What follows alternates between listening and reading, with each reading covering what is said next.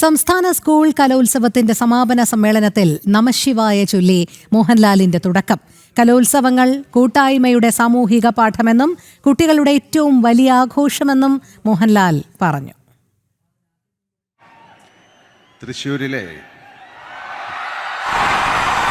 ഏറ്റവും പുണ്യവും പരിപാവനമായ ഒരു സ്ഥലത്ത് നിന്നാണ് ഏഷ്യയിലെ ഏറ്റവും വലിയ കലോത്സവമായ ഈ യുവജനോത്സവത്തിൻ്റെ കുട്ടികളോടും മറ്റുള്ളവരോടും ഞാൻ സംസാരിക്കുക എന്ന് പറയുന്നത് എൻ്റെ ഏറ്റവും വലിയൊരു ഭാഗ്യമായിട്ട് കരുതുന്നു, ഒരു പുണ്യമായിട്ട് കരുതുന്നു. അതിന് ഇടവരുത്തി തന്ന വടക്കും നാഥനെ ഓർത്തുകൊണ്ട്, അദ്ദേഹത്തെ സ്മരിച്ചുകൊണ്ട് ഞാൻ നിങ്ങളോട് സംസാരിക്കാം. നമഃശിവായ.